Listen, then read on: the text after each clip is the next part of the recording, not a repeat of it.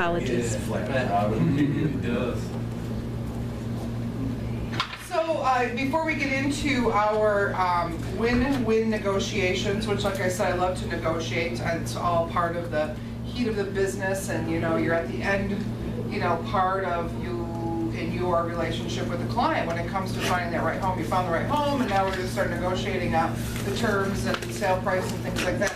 But before we get into that, I just want to kind of go through once again, like I always do, and I hope all the instructors are doing as well as your daily 10-4.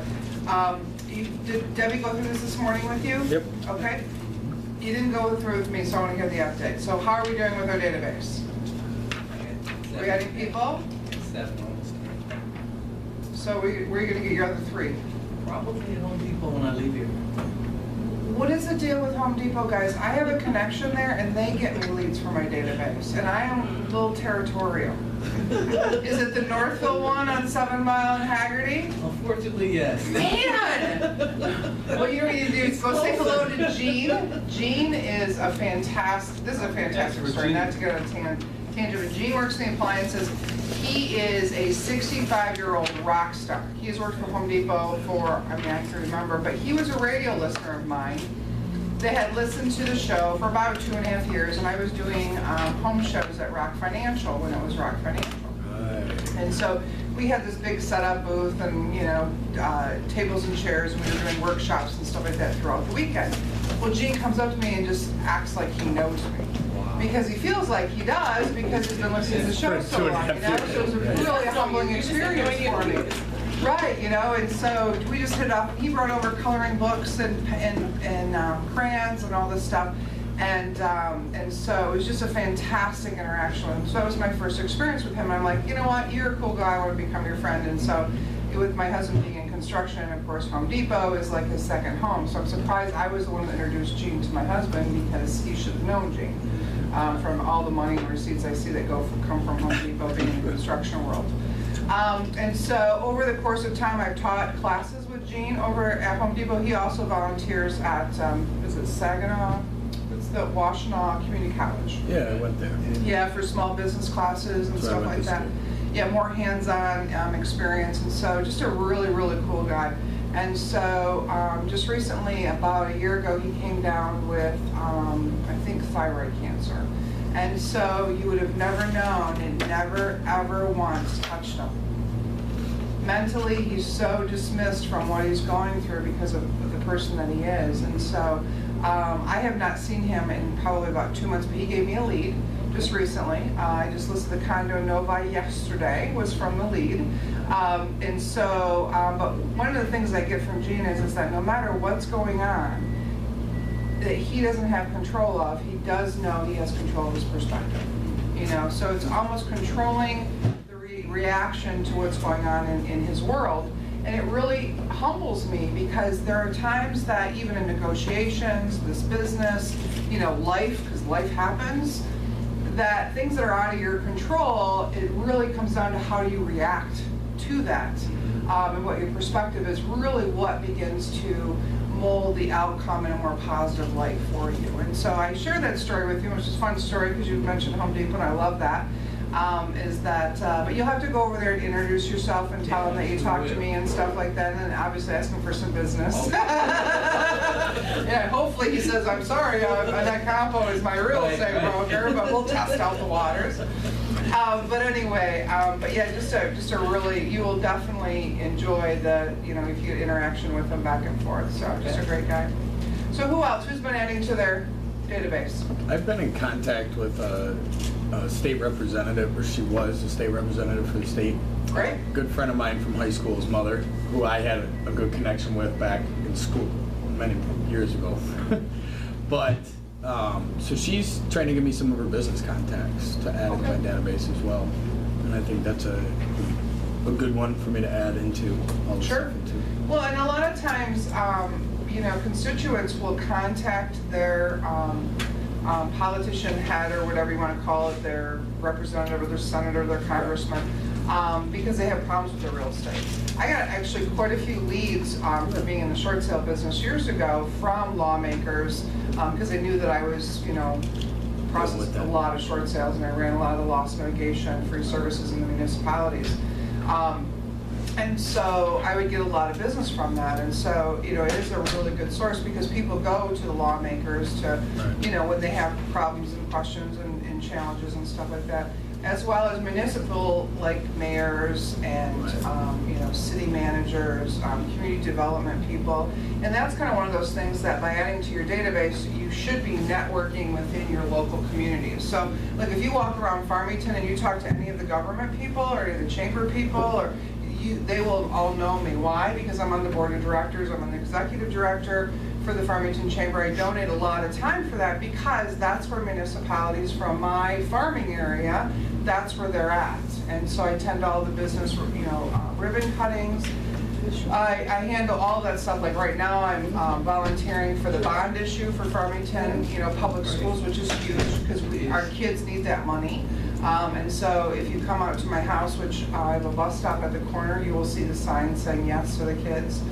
Like a whole obnoxious amount of them because I'm on the corner and we're right up to the school. And so, but all of that type of stuff, I do that because it's also a networking opportunity for me to be able to, you know, get to know people and become the real estate broker. So that's a great opportunity. So who else? Who else has been adding to their database? 10 a day. What's going on? I had a good one today. I used to work for Flagstar Bank, which is who pays us. So that's great. And I sat there today just to deposit some money. And I worked there for 15 years, and Mary over here is the branch manager. And I'm sure everybody has dipped in with her. But I haven't. No, right. I didn't ask her if anybody else dipped in with her, Right. but I dipped into her today. Well, that's exciting. Yeah, so she's like, Stephanie, I remember you from, you know, like 10 years ago. And I'm like, great, here you go. Yeah. If you have anybody for me, here I am. Right. I'm glad we used to know each other. Well, Let's I do think business. too that the biggest, you know, contact is someone that's in front of people all the time. And a branch manager, a teller in a bank, you know, they're in front of a lot of people. And so, you know, to take the approach with them to say that, you know, on a serious note, I really am an industry expert and all I want to do is be able to educate people on their largest investment. So if someone comes in here with a question about their home, please remember me. So it's not about who do you know that's going to sell real estate so much on the first or second encounter, but in the beginning it's more of a plight on education. That's what we call content-based marketing. My radio show is based 100% on content-based marketing. I had no other choice but to do content-based marketing because the relationship is one way on the radio. I don't know if you know, they have to listen to me and they're in control when they pick up the phone. So to get that call of action in place takes a series of, you know, days, weeks, months, you know, quarters, years, depending on how much you broadcast. And so you can use that same philosophy when you're actually building your database and you're getting to know people is that, you know, someone who's in front of a lot of people, just to go in and say, hey, who do you know who's going to buy or sell real estate probably wouldn't be the correct approach. It's more like, I'd like to be a resource for you. No different than media for your press releases. You know, the reason why we do press releases and we send them on a consistent basis is that you're helping that reporter do their job. They're writing usually on a topic they have absolutely no idea about. No clue what they're writing on. And so it helps them and it helps them in their job. So in turn, you're beginning to build that relationship. So usually by the second or third phone conversation is when I'll say to them, hey, by the way, I'd love to earn your personal business. It'd be a huge compliment coming from you. Do you happen to know someone that might be thinking about buying or selling real estate? Please remember me. You know, somebody you work with in your neighborhood, school, synagogue, whatever. And so once again, building that rapport with that individual from ground zero, if you want to say it that way. I mean, you didn't know them until you started to do press releases, or if you worked with them, it's been a while since you know, had that relationship. So anyone else want to share about their database? Calls. Who has been on the phone? Yay, how's the result? It's going all right. I got the neighborhood directory from the neighborhood I grew up in. So I've got a little bit of common ground that I can establish after getting just through the conversation. I've got one CMA out of it, and a number of people that said, well, call me back. And I started it yesterday. I've got 8 emails, and I've already got the addresses. So Nice. So you're building your database as well as you know, talking to them about listings. How many calls do you think you've made this past, like, when did you start? I did 16 on lunch today between the two Okay. sessions. Okay, good. Yesterday, I didn't keep count or anything, I just started doing that today, so. The biggest thing that I commend you on is getting on the phones. That's huge. The second thing is that you need to track what you do, because that will feed your head to continue to do it. Okay, you need to find out what your magic number is before you get a lead, and then you need to mark that down. And that's one of the things that we do in coaching is we track everything, because it's a lot easier to know I need to make that 44th call because I just had 43 no's. That 40, call is the one that I'm going to get the qualified yes on. And once we know what that number is for you, we can really begin to, it may be 100 in the beginning, it may be 150 in the beginning, depending on what your skill set is on your script. And so we can help and mold you into that individual that you can bring your number down. I'm trying to get my number down, because it would be a whole lot easier if I could just make 30 calls for every yes, because that means I can either make more calls, but what more importantly is you're impacting your bottom line in your business. Go ahead. But on a relatively cold call, do you leave a voicemail or not, and then try back? I always leave a voicemail and I always try back, so I can expire. And I do things a little differently. I'm kind of witty, clever. I always have a good time, so my voicemails are a little bit different than the typical script. And I'll always say, especially on expireds, I don't know if I'm number 5 or 5005. But either way, I'm calling because I want to help you. And I go through the script that I have for my expireds, because they're getting a lot of calls. Right. There's no question. But I also do a lot of door campaign with expireds, just because no one else door knocks expireds, and they have a better result, getting in there. So we have a couple agents in this office that work expireds hard, but once again, there's so many expireds that are out there. Once again, you probably run into them, but it's don't be afraid of that. And that's why I tell agents all the time. The internet leveled the playing field in real estate. And if anyone tells you otherwise, you as a new agent or me as a seasoned agent, it's literally a level playing field. Meaning, yes, I've experienced probably more. Yes, I may know more about systems and things, but can you service a client as well as me? Absolutely. Absolutely, you guys can service the client. As long as you have the same morals and ethics and you understand about the basic of negotiations and the paperwork, it's an even playing field. So the internet really has molded our business into something different, which is nice because now we have to be creative to kind of create a competitive advantage, when we are competing for other listings and things like that. So, anyone else want to share about getting on the phones? I'm actually going to go to a FISBO in my neighborhood after this. Oh, yay. Because I was at a thing in my neighborhood, I'm on the board of my neighborhood, we have a cleanup on Saturday, and one of the other neighbors in my neighborhood said, hey, my next door neighbor has a stand by owner sign. Well, I'm like, I haven't seen it, and I walk my neighborhood all the time. I'm like, how did I miss that? Well, I drove by, and this sign is literally like this big. I cannot believe A note card. And there's no number or anything, so it's just like a little, it looks like a sign you put up to advertise a bike or something. And so I'm just gonna go up and knock on the door today, which I'm totally scared to death. I'm just gonna tell you that because I'm not. What are you bringing with you? I was just gonna talk to him. Okay.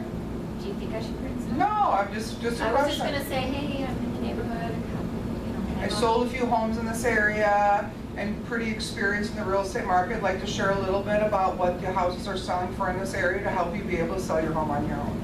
You're not going to convince them to list with you.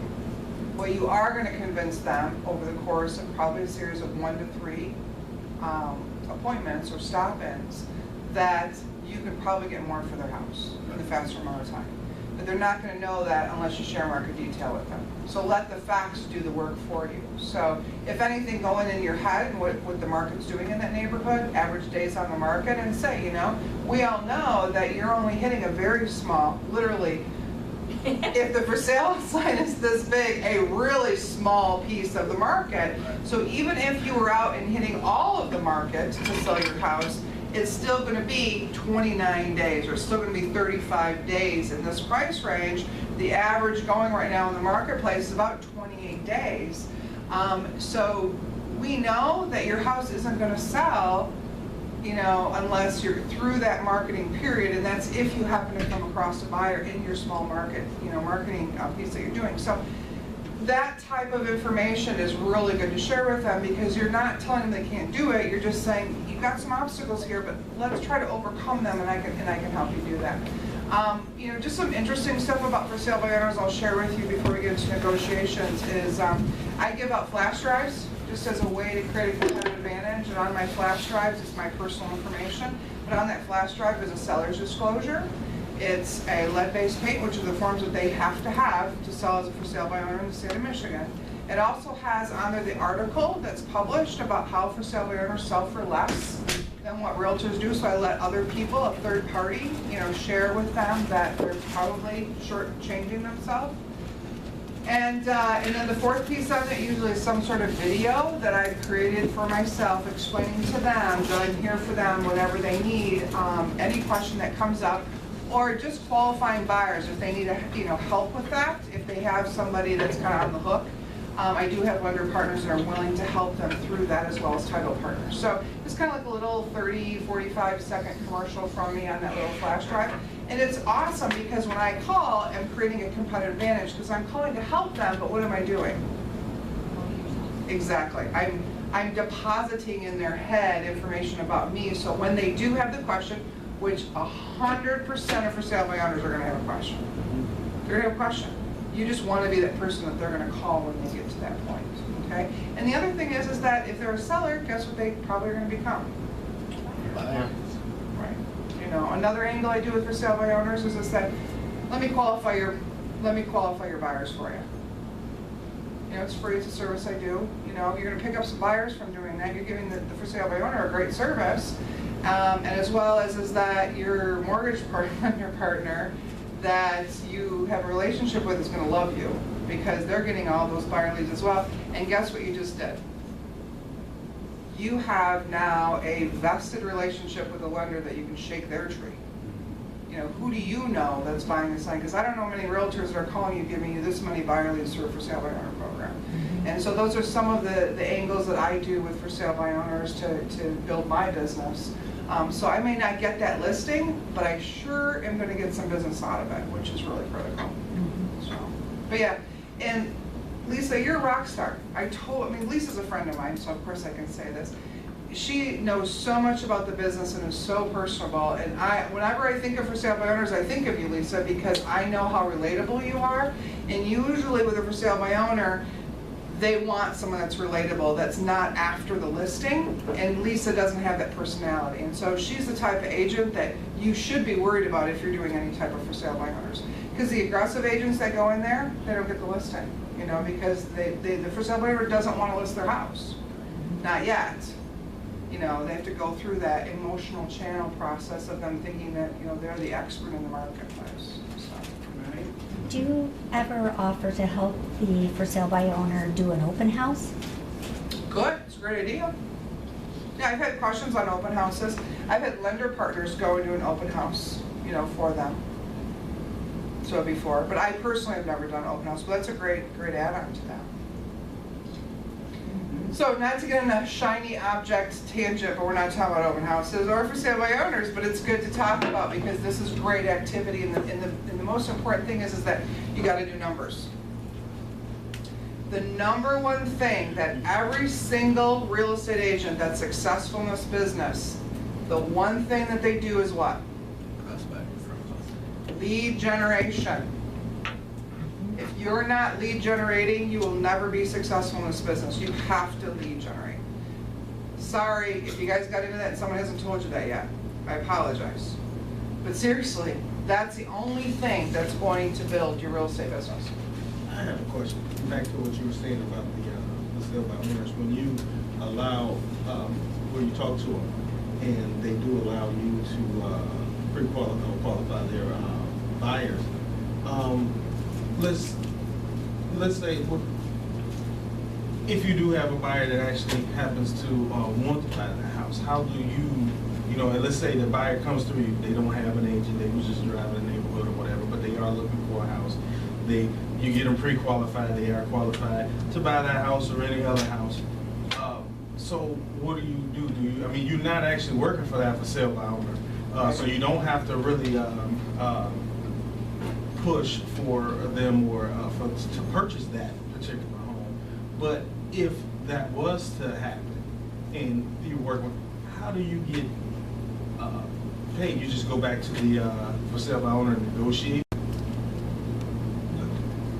In that example, is you pre-qualifying them for the FISBA? They're not your buyer. Okay. Remember, you're working for the seller and giving them a service for free. So that buyer is the seller, is the seller's buyer. So that would be like almost taking a buyer from another agent. And you have to be really careful about that, because if the seller thinks that you redirected them to another listing to be able to make a commission, that publicity that that person is going to put out there is really, really icky. So it's a very, very tight rope that you walk on this, but you have to have, you know, the perspective that if that buyer came from the seller and the for sale by owner, you're doing just that. You're pre-approving that purchaser.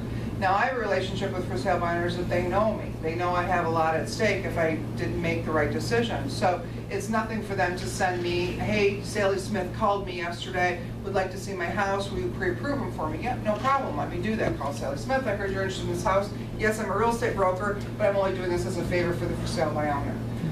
And then at that point, I'll call back the seller to contact Sally. You know, at that point, because the lender's contacting, you know, Sally the buyer. So, I'm trying to remember what name I gave to that person, but anyway, you know what I'm saying, and you have to be hands off. But I have a relationship with that for sale by owner because I am giving them great service, that they're gonna say, you know what, that buyer wasn't interested in my house. Then I'll call the buyer and say, I heard that you weren't interested in the house, but I'd be more than happy to show you some additional inventory now that you're pre-approved. That's how I would handle that.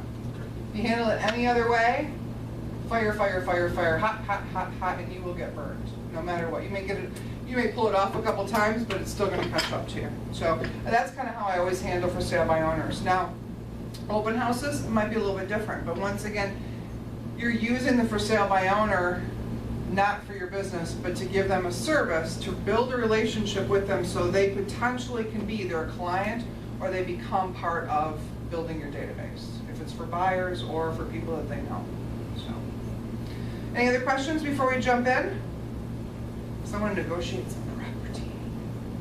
All right, so let's get our head in the game. One of the things we're going to talk about for the next hour or so is negotiations. The most important fact, obviously, in 2010, which I'm going to find out what 14 was. We need to find out what 14 is, because these numbers are definitely older. But it hasn't changed, which is the negotiations rank second only to helping find a home in the importance of what an agent does for a buyer. Pretty powerful. So obviously that's going to be a trait that you're going to want to master, because if the buyers are expecting that, then you need to make sure that you're the expert in that. So during this offer phase, the goal is to get a contract, okay? The number one thing that we do as professionals, and I used to do it all the time in the beginning, is you become so emotionally attached to the negotiations for your buyer. I gotta get that buyer the best deal ever. You know, I gotta make them feel like I am just a champion of negotiations. Well, price is only a portion of the negotiations. And so I think people kind of get caught up in this. And there's 3 reasons that deals fall apart during negotiations. Anyone want to guess? Agents. What's the second reason? Agents. And the third reason? Agents. Exactly. So what does that tell us? You know, we have the ability, yes, to control the transaction, but we have the ability to handle the transaction. It's like a double-edged sword. So we want to make sure that we understand what our position is and what the big picture is. What are we trying to do, which is to get the contract. Because remember, at the end of the day, the buyer likes this house. They've already imagined themselves living there, raising their kids there, you know, having memories. You know, for me right now, it's about having, you know, iced tea on my patio, because when I bought my house, I had the best patio everywhere. And so, you know, those are the things that I thought about when I bought my house. Buyers are having those same thoughts. So what is our objective? Is to get the house they want, you know. So we want to make sure that we kind of keep that into perspective. So the affirmation of the day, which we're going to repeat 3 times, is I tune into the needs of those around me and find solutions that work. I Tune into the needs of those around me and I find solutions that work. Number 2, I tune into the needs of those around me and find solutions that work. And number 3, I tune into the needs of those around me and find solutions that work. Perfect. We know that we have one of these and two of these. You know, and trust me, from the captain of the fan club of knowing how to run her mouth, I will tell you, I have to remind myself of that as well. Because when we become the industry expert in the industry, sometimes we feel we have to share too much. And so usually when that happens is that kind of crashes the deal. It starts to spin it out of control. Instead of allowing the process to work, which is the buyer knows what they want to offer once you give them their due diligence, and the seller knows what they want to sell for. So we're just bringing the two parties together to kind of negotiate out those terms and then guide the person that we represent in the best light for them, okay? So making it happen, which is what it talks about right here. The buyer and the buyer's agent are kind of two circles over here. The listing agent and the seller are kind of two circles over here. And then the agents are the piece, the bridge that bridges those two together. Now, we have 4 personalities going on. No wonder why we have crash and burn situations in our industry. And 2 of them, which are the bridge in between, if we have EGOs going on, we know what EGOs are. Oh, yeah. Yeah, and we're not doing the affirmation that we just repeated 3 times. You can see that who really suffers. Yeah, the buyer who loves this house, that was creating memories already in their head, and of course the seller who's already started to make that transition of where they want to go. So that's why it's so important to understand that what our role is in that. Market conditions always influence who has the advantage in negotiations. Does someone want to share what that means? Buyers or seller's market. Tell me what a buyer's market is. Lots of inventory, not a lot of buyers, prices tend to go down. Seller's market? What we're dealing with right now, not a lot of houses, a lot of qualified buyers, and especially nice homes are extremely competitive. Price points in certain marketplaces. Like I was just talking to an agent on my way into class today, and I said, so how's the market going? He said, Annette, he goes, I can't find a house for these people. Every dream home I find, I'm getting beat out of the offer. And if you were in the class that I taught, we talked about video, about using video as a tool in the correct situation to highlight your buyer's attributes. And so I shared that a little bit with him, and he said, Annette, that's perfect. He goes, because these people, that's exactly what they're doing. They have 1 child, they're going into their 2nd home, and so they're trying to, find a place where they're going to raise 2 or 3 kids. And I said, we don't have to be the highest offer. You just have to have the correct terms enough and the emotional connection to be able to do that. Well, if you've got these 2 circles going on here and you got this bridge between the listing, how is all of that communicated? It's very difficult to communicate that. So video can possibly be that tool to be able to connect that bridge. Now we know the common points of negotiation obviously are price, terms. Okay, and that's kind of what it comes down to, price and terms. Now the terms, obviously there's a lot of moving parts in the terms, but we have the closing costs. What are closing costs? What's a buyer's closing costs? Give me an example. They have to pay for simultaneous title work. They might have to pay for discount points, some kind of fee to the lender. Great. Down payment. Prorated taxes. Down payment, prorated taxes. And what is the percentage? Does anyone know the percentage that you can ask a seller to help the buyer and buyer concessions? 6%.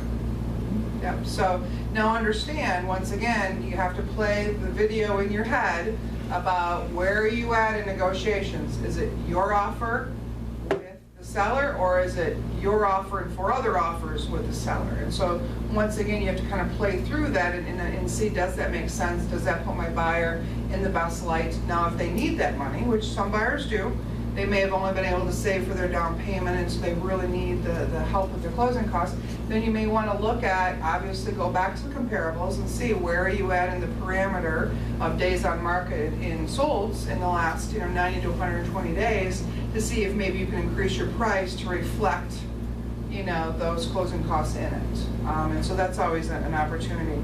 The next thing, closing date.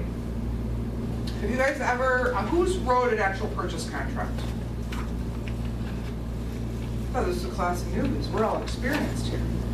Maybe I should sit down, I love it. So, how many people in the classroom, just raise their hands, when you write a purchase contract, before you write the purchase contract, call the agent to find out what the seller's moving expectations are?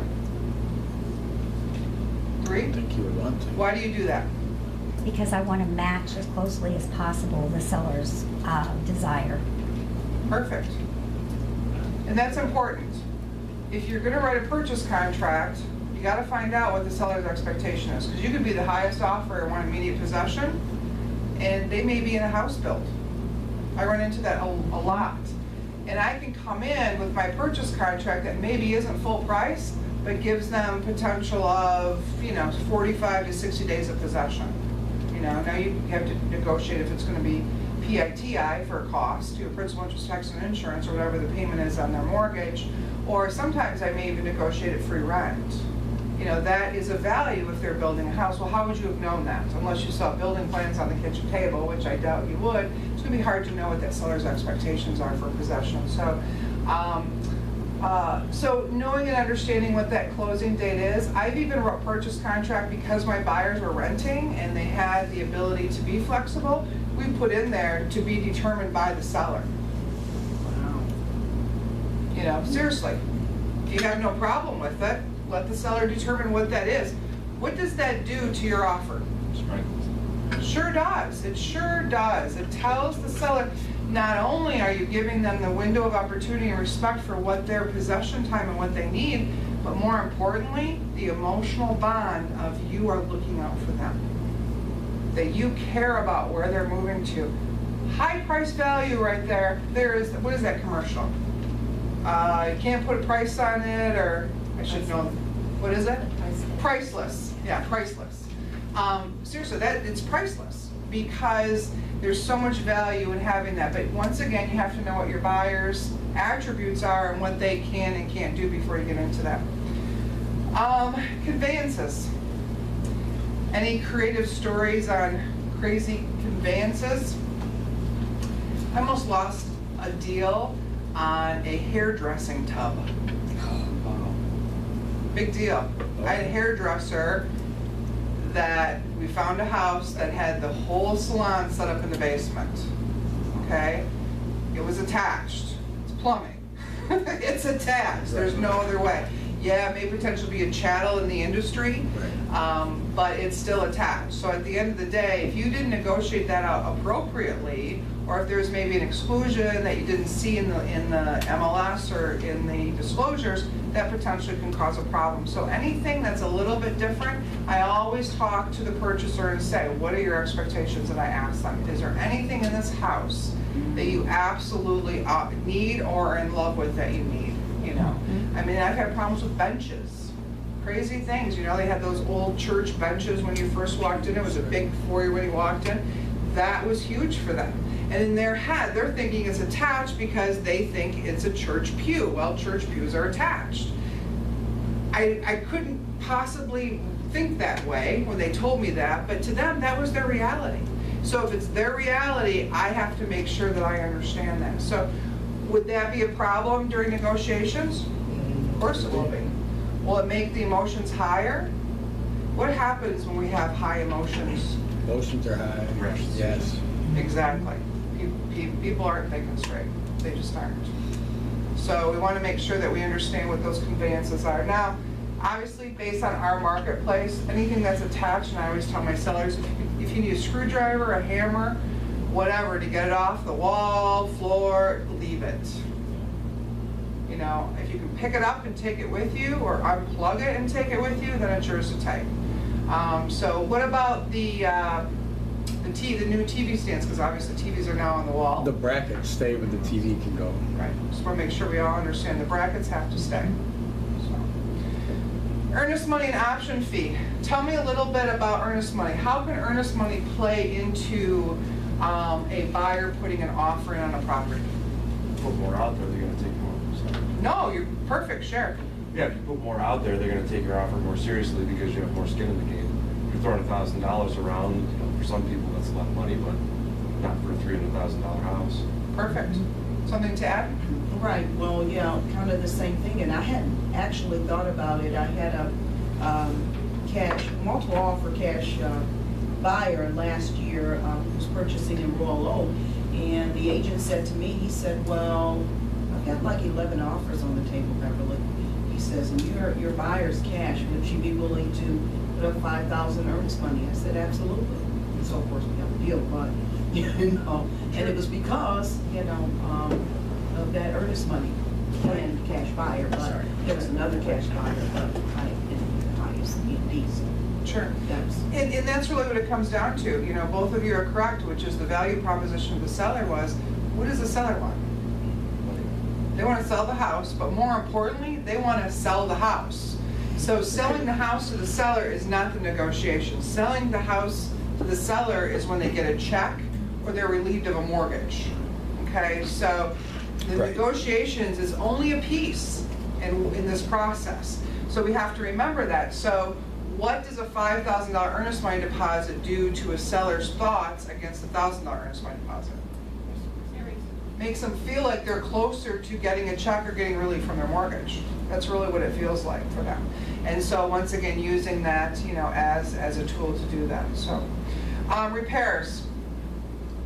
It happens, it happens, it happens. There's always something that comes up and we have to go back to the table and renegotiate. Inspection period. Our inspection period comes back. We live in Michigan, the state of seasons, with attics and not enough ventilation. What's the number one thing that we find in attics with no ventilation? Mold. Exactly, hot topic. And you know, to be able to understand and diffuse that a little bit, because there's so much propaganda about black mold. Just, I mean, people are freaked out about that. And people with allergies should be, because it's a big thing to them. Well, it can be dangerous, so. It sure can be. And so, but to understand and to be able to diffuse that until you have factual based information is really what your role becomes during negotiations. Because I've had buyers say, there's mold in the house, I'm not buying it. Why is that? Because of what they've been seasoned or exposed to from the media or someone who's gone through that. But once again, is it truly factual based? And so I'll say to the buyer, I totally understand. And if that's what you want to do, I'll 110% support you on that decision. But before we get to that point, we don't know. But let me ask you this. If we do find mold, for an extra $175, we can send a mold spore to a laboratory and specifically get the organic breakdown of that. And then be able to get to a professional company that can mediate that specific mold spore and be able to tell you the allergens and everything about it. Would you, and the seller's willing to do that for you on your behalf, would you be comfortable? Kind of a diffuser. You know, at that point you're gonna know too, yes or no. 9 times out of 10, they're probably gonna say, you know, Annette, now that you just said that to me and we have professionals that can take care of it, it might make sense, let's just continue. But you know, that those types of issues come up. If you don't understand that stuff, and I always say, know enough to be dangerous, but then be smart enough to send them to the experts. Seriously. So I'm not being the expert, and I tell them right off the bat, I may look like a mold expert, play one of the movies, but I'm not. But what I will tell you is based on my experience, that this is what I've heard. So why don't we at least do some due diligence? So repairs, FHA repairs, you have to negotiate those up front. It's really, really important to do that because FHA does come back with repairs. A lot of times we put a dollar amount on it, so find out what your buyer is able to afford or is willing to, or wants the seller to pay for. Usually $500, $1,000, you know, is pretty standard for a house that should pass FHA. A couple GFCIs, you know, maybe a handrail, thing like that. $500 kind of is the standard. So, anyone want to share some stories about negotiations on any of these terms? Excuse me. One thing that I think is helpful is when you are taking a listing that you always ask the question if there's anything that you should know about that they'll want to be taking with them.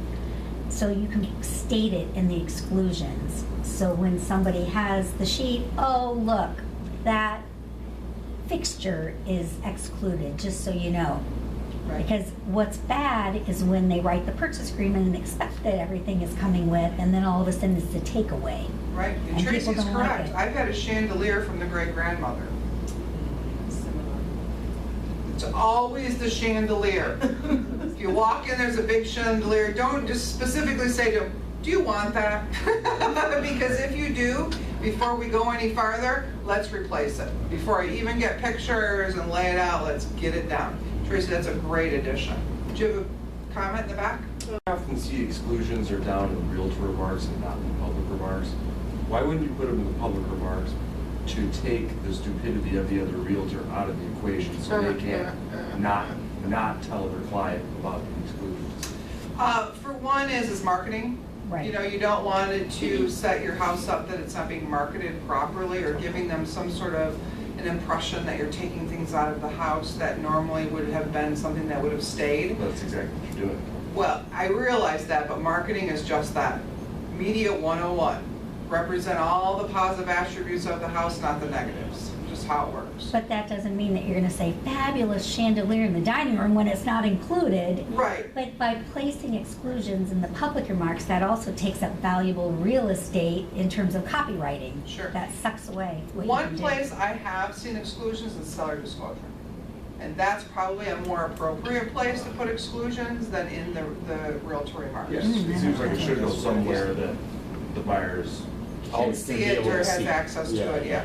And obviously the buyer would have access to that at some point because it's a state law that they have to sign the seller's disclosure. That's where I usually will look for exclusions if they're not in the agent's comments.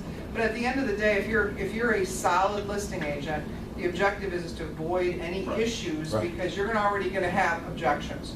There's no easy deal when it comes, there's always something that has to be negotiated out. One person, there has to be, one person wants one thing, one person wants another, and you gotta come to the common ground. So why put yourself in the position and start creating them?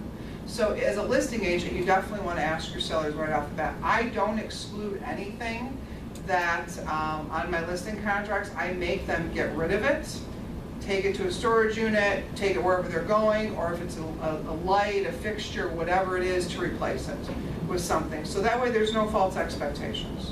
If it's not gonna be here, then don't have it be here. So, no different than I don't list house with orange bedrooms. It's like a policy of mine. Okay. Nobody likes orange bedrooms. Seriously, so why are we setting the expectation that they feel like they have to paint the house? That's what an orange bedroom does. So, same concept, just take care of business. The other thing I want to point out and kind of tag on to Tracy, and not to get too far off of negotiations, but I list property normally with a pre-inspection report. They hire a house inspector to come through their house and do a house inspection. Does a couple things. One is if we're accepting FHA, we know specifically what we're going to have to tackle. The second thing is it puts my seller in a better light because we can say the house has already been inspected and these are the things that we've already had to invest and fix for you on your behalf. Third thing is it really takes you away from the liability as a seller as well as a real estate broker. So a lot of sellers, they don't want to do that, but then they don't realize until you tell them that, you know what, and I always tell them this story. I had a house downriver that had a water gutter fall off the side. Okay, not the one up on the roof line, but the one on, so half of it fell off. And you're supposed to save me, you're the construction background. When I forget a construction word, you're supposed to fill in my sentence. Oh, sorry. No, I'm just kidding. So that half of the gutter that goes down the side of the house fell off. Downspout. Downspout. There he goes. He's in the game. We're in the game. So it drops off, and so the water's dumping right next to the foundation of the basement. What's going to happen? It's gonna create a water leak, And, cement is porous, it's like a sponge, so it's gonna hold as much as it can, and then when it can't hold anymore, it exits out the back. The back is the basement. So path of least resistance, that's what water does. So, of course, they see this, and of course my seller's home for whatever reason, they're home, I don't know why, because I tell them all the time not to be there. And so he goes into this elaborate discussion of why it's in there, and of course what ends up happening. We get an offer that's $25,000 lower than list price because they want a $12,000 Basement repair. basement deep water purification, whatever that thing is. Yeah, that Mitigation thing. system. Yeah, that thing. And so, it was a downspout. How much is a downspout? 6 months. Right, not very much, so under And I think I can probably, even if I don't know what it's called, go to Home Depot, You tell them. end up walking out It's with it that thing and that probably comes down. putting it on myself, which that's high expectation, but I think I can do it. But seriously, how did I go from $6 to 12 grand? Right. You know, just a few variables that played it out differently. So once again, you know, one of those things that you really have to, you know, educate your sellers, one, to not be there during those times because that'll have to complicate it. But more importantly, pre-inspections, things like that are really critical because it sets your seller up because the perception of the buyer when they see a repair is usually 2 to 3 times the value of doing it during negotiations. Okay? So that is huge to understand that. So a simple $6 item, you know, becomes a $12,000, $13,000 repair. So once again, roofs, that's a big item, you know. People can get roofs done, you know, with a warranty that's transferable for sometimes as long as it's like a ranch or, you know, it's not a multiple tiered, you know, you're looking at $5,000, $6,000, $7,000, but yet your negotiations are $12,000, $14,000, $15,000. So once again, would it make sense if the house needed a roof for the sellers to put the roof on? You know, and there's a study out there by the National Association of Realtors that shows specifically the improvements that you can do to a home and what the percentage that you can recoup based off of the investment in the sale price. Where would you find that? National Association of Realtors website. Yeah, nar.org. It's saved in my bookmarks. I think it's nar.org, but just search National Association of Realtors.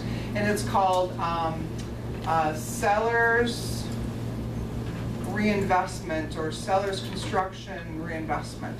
Fantastic study. I use it for actually social media advertisement, especially this time of year because people are always thinking, you know, should I do my basement, finish my basement? Should I reconvey, you know, put in new cabinets? Should I redo my bathroom? Which one's going to give me my most bang for my buck? So. All right. Let's go on. I'm 11-8. So here we're going into some scripts on negotiation issues. And I think it's really important is that we understand that no matter what, the process between the buyer and the seller is going to be emotional. So we have to be sensitive to that. And so never assume that your party or any party is happy. And that sounds so negative, but it is. It's highly emotional. So if you go into it knowing and understanding that there potential is a problem here, it makes you stop and listen. And that's the key. You need to be listening to what's going on. Because when you go through these things like handling a buyer's request for inclusions of seller's personal items, once again, could have been avoided. Clarifying the inspection report for your buyer. This is a really, really big conversation during an inspection period because you got 2 things going on. You have the buyer who's now antsy because if he's a good inspector, he put the fear of God in that buyer with the repairs. I mean, that's just how inspectors do that because that's their job is to uncover the faulty parts of the house. Now, a really good inspector will say, yes, this is a concern, but these are your options, okay? And then they throw a little preventative maintenance stuff in there for them as well. But sometimes you don't run into that. So understanding and knowing that on an inspection report with a buyer, it's like anything can be fixed. Unless it's a true tear down situation, anything can be fixed with money. I always say throw money at just about anything and it looks a little bit better. So instead of saying no, let's look at our options and see what the costs are. And then let's go back to the seller with what we're comfortable on and kind of go from there. The same way with my seller. You know, this has to be fixed. If this buyer isn't with us in the next 5 days, this issue is now disclosed, we're gonna have to deal with it with the second buyer, so we might as well deal with the first buyer because at least they like the house. You know, so let's try to, you know, be fair about all of that. So we also talk about recommendation for your sellers countering a low offer. I get that so much. Offer comes in, you're representing the seller, and you know it's $25,000 lower than list price. Not today's marketplace, but there are markets that that's happened in. And the seller's like, I'm offended. What do you say in that response? Why are you even bringing this offer to me? Anyone want to share what they would respond with? There's not a wrong answer. This is my response to them. If you're going to be offended, let's call all of the agents that went through your house, and I say, where are those cards? Because all those people took up your time, went through your house, some didn't even respond on if they liked it or not. At least this buyer likes it enough to put it in writing. Might not be what you want, Right. but at least they love your house. So let's talk to them. If you're in the buyer's shoes, you want a good deal? Of course you do. You just happen to not be wearing those shoes today. So let's just counter with what we're comfortable, you know, in regards to this offer. And that's my script for my sellers, you know. Obviously I have it down. Why? Because I ran into it a few times, you know, and it's just one of those things that, you know, you get used to and what you're gonna say and how you're gonna say it. But I always kind of take the approach with clients where I try to get them to think about if they were in the other person's shoes, if it's a really adverse situation. The 3 Ps on 11-11. Prepare, present, and position. Prepare, present, and position. We know that when you're in this type of position of presenting an offer, way too many Ps for me. I'm like, PP, I'm just like, holy cow, I gotta keep all these words straight. One of the things that you have to do to prepare to present a position is to think and act strategic, okay? Knowing what the bigger picture is in mind, and then backing that story all the way back to the beginning and kind of laying out, I always call them like flow charts. Kind of dates me, but that was kind of how I was trained on when you have a problem or a goal, you start at the beginning and then you say, okay, if this happened, this little bubble, this takes me an arrow to this one, but if they say no, then this takes me to an arrow to this bubble, and it kind of flows me through what potentially could happen. Why is that important? You literally are setting yourself up to know what reaction you can have in any objection of getting you to that bigger picture. And that's kind of how I think when I'm negotiating the real estate for my clients. So know the goal. So know and have it clear in your mind what goal is, so that way it's a win-win for both. Know your clients. By now you've gone through some houses, you spent a little bit of time with them. You know, people buy people before they ever buy a product or service. So get to know them, understand who they are, how they tick. You know, there's always that client, and I laugh because there's always that client's mother that seems to know more than you. Right? And if it hasn't happened to you, you guys can come and experience Thursday with me and shadow me, because I have the client's mom that's a real estate industry expert of real estate. Seriously. And on top of it, she just retired from her teaching position. So now she's got all the time in the day to prove that she's the real estate expert and I'm not. Right. Love it! I get more stories to tell in my classes. And the unfortunate thing in all of this is the buyer calls me last night and says, I was talking to somebody and they're buying a house. And I asked them if their experience is back and forth, back and forth, back and forth with negotiations.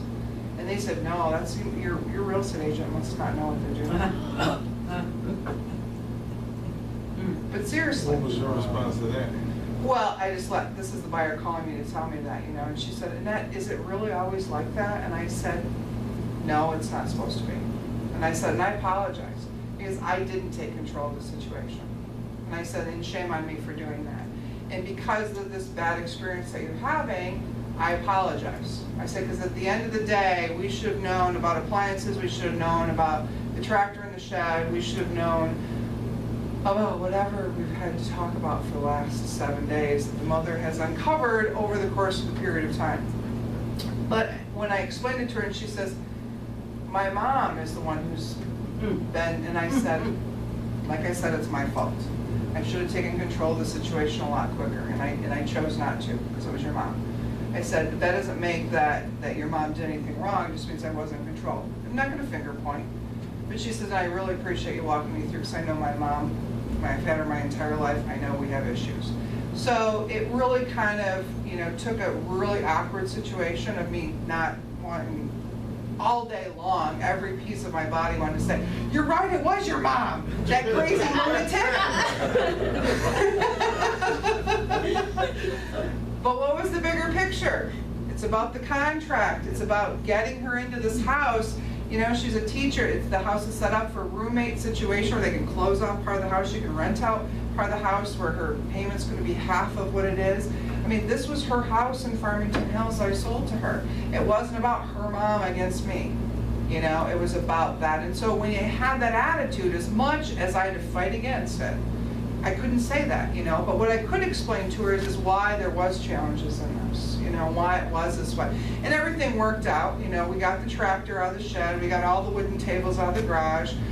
We got the stove, the refrigerator, the generator that is not existing. It's just the service panel on the, I mean, I'm not, it was crazy, crazy stuff. And that stuff happens, you know, and you get through it. Once again, keeping the perspective of what is the goal in mind. What are we trying to accomplish? So know your client. If I knew my client, I would have knew the client's mom was crazy. And I would have taken control a lot sooner. Now, this is going to go on YouTube, and of course the client may be watching it, but hey, whatever. And then of course, think ahead. Anticipate what potentially could be a problem. Honestly, it's not that parents are a problem, but you do have to take into consideration, if you have a single individual, you know, usually the parents are going to come with that person. And if they don't find, but at least anticipate it, you know, and understand that that role, the parent's role in all of this is to protect the child. And sometimes protecting the child may potentially cause something adversely to be lost because of that. And so if I would have talked about this and, you know, kind of sat down with her and said, hey, what are your thoughts on putting an offer together with your daughter? Did you uncover anything that we should be addressing with the seller? But I alienated her.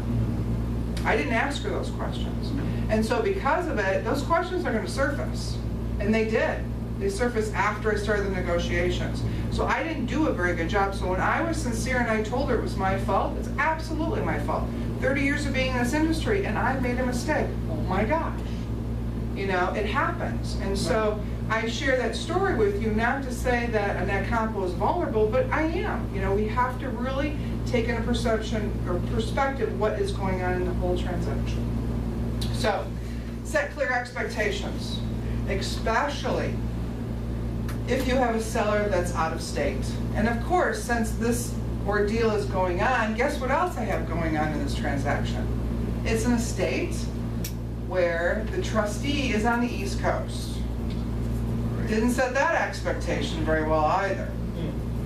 And so it took an extra couple days. It just did. And so we have to make sure it's really clear that we're setting expectations.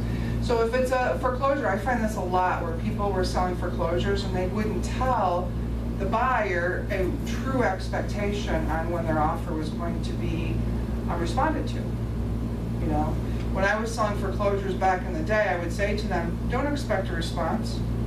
I don't care if it's $100 over list price. It's going to be a while. You know, banks don't respond very quickly. And so we're going to stay on the listing agent. We're going to make sure there's communication with that bank back and forth, and hopefully find a common ground of when we can expect a response. But at the end of the day, I'm not telling them we'll have a response within 24 hours. So. And be informed. Information, communication is the #1 thing that will help you through this process. And I don't tell you these stories to scare you. I kind of tell these stories for one, to have a little bit of sense of humor in negotiations. But more importantly, we can learn so much from other people's, you know, overlooking stuff or forgetting about stuff. And so it's one of those things that don't be afraid of negotiations, because if you really truly have an open heart and open mind, you listen to your clients and you communicate with the agent, the other agent that's involved, you'll get through this, you know. Because once again, it's not about you, it's about the contract. That's what it's about, getting that contract negotiated.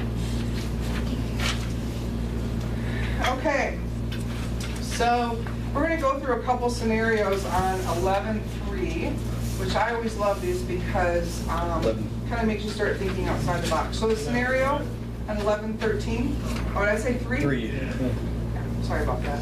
I delete stuff as well. So, here's a scenario. We are representing the buyer, okay? The client is a young woman who's renting her present property. Like any first-time buyer, she's looking to you to guide her through the process. Remember, we're the industry expert.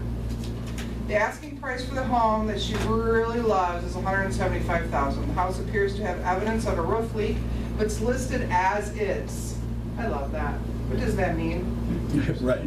Does that mean you're not gonna talk to me? And it's correct, and it's priced correctly. Your client would like to keep her payment as low as possible since she still has a number of student loans to pay off.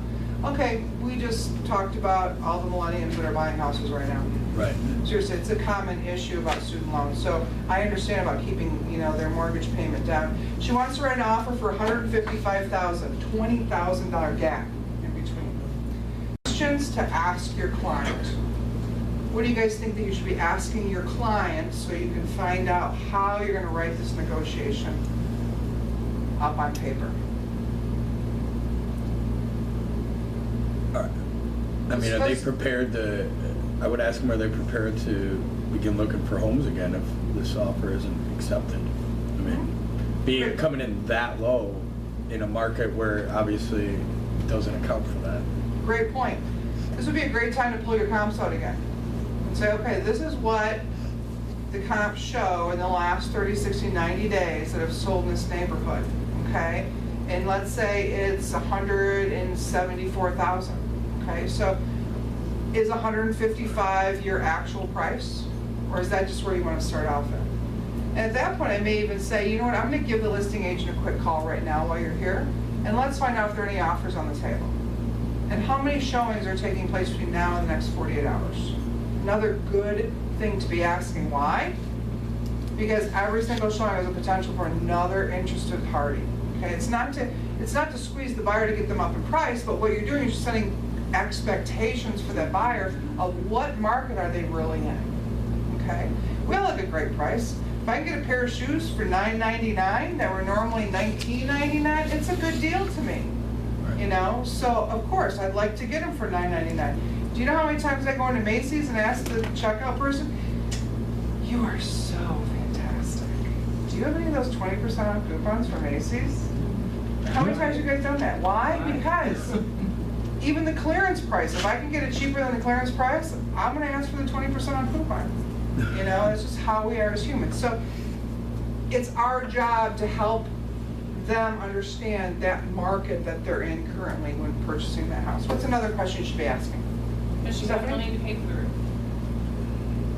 Perfect. So how are we dealing with the roof? Big pink elephant in the room. Got to talk about it.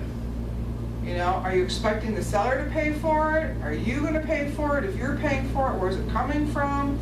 That's another great question. What else? We talked about this morning, but I think the first question I would say ask is, how badly do you want the house? I mean, do you want this house? If you do, then you're going to need to be prepared to pay the full price, the full asking price. Perfect. But I don't want to. There's a leak in the roof. Right. Script me. What's going on? What'd you say? Then we need to be looking at $155,000 homes. If that's what you're willing to pay, then I think we need to lower Readjust your expectations and adjust our price point. That's not the market we're in. We're not in the market to be offering $20,000 less than asking. Right. You're correct. I would look at that, like you said, that would be a time that I would refer back to the comps, that I would say that the property is priced with that consideration.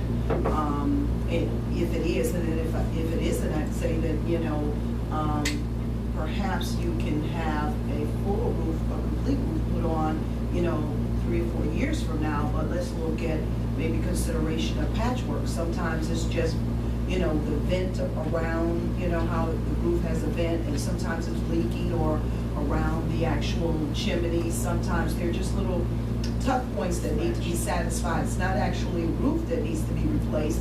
So, let's be it aggressively and, take into consideration you have a period to have that inspection, and that will give you fuller disclosure, and from that point, at least you're, in the door and get that offer accepted. So that gives you an opportunity to withdraw your offer if you're not satisfied with the outcome of the inspection. Let me give you a different scenario. I don't care what you say, there's no offers on the table, we're just co-listing agent. I want to write my offer for $155,000. Are you willing to write it, or do I need to find another agent? Find another agent. Really? I'll write Really it. wanna say that? I'll write it until they'll become educated very quickly. Say when they counter, what are you willing to accept? Great. So one of the things that I do in these situations, and I'm gonna tell you now, I don't care how amazing the seller market is, you're gonna have a buyer that just is not there. No different than the buyer that goes to the very first house and it's their dream home. They just aren't ready to write. Same concept, they emotionally have not crossed that bridge, okay? So what I would suggest in this type of a scenario is I'll say to them, well, if you're not concerned about the roof leak, because you're right, your offer is obviously saying that, then how about if we at least maybe go a little bit more aggressive? I mean, what is your top value that you're willing to pay for this house? They have a top value. And say, okay, well, let's go in with our top value as a best and final with no inspection period. As long as they're okay with not having an inspection because they're getting such a great deal on the house, it's okay to sell it that way. You never know. That may be just what the seller wants. Because once again, it's a more secured offer, just like a higher earnest money deposit. I'm not saying that's going to get the deal, but at least it's going to take your buyer at the current position that your buyer's in, you know, and put them to the next step, which is to get it in writing. Okay? And things can change. A seller can counter, and then all of a sudden they may have said, well, my highest is 165. But then the seller comes back and says, all right, we'll sell it for 172. Amazing, they buy it at 172. Right. They were gonna pay a dime over 165. You know, I mean, something happened, may have been the transition, it may be a call to their dad, a call to their friend who just happens to live in that neighborhood. You don't know what's gonna transpire in the next 24 hours. So just kind of a thought process to kind of take yourself out of that situation. Once again, remember, what's the bigger goal? Contract. The contract is the goal, okay? So we want to work on the attributes of the buyer to represent them in the best way we possibly can as a buyer's agent is to get it in writing. So just try to work through that and think a bigger picture through that process. Okay, hopefully that helps you. So presenting. One of the things on guidelining for presenting the offer or counter offer, always call the agent to let them know an offer is coming or a counter offer. Once again, communication with the agent is huge. And I know there's going to be situations where you call an agent and they don't call you back. It's going to happen, you know. And so try to do email, so you have some sort of paper trail. That doesn't, you know, call the front desk. If that doesn't work, talk to the broker. You know, whatever you have to do without coming across too adversarial to get through to find out some information. Is there any other offers on the table? You know, it's really important.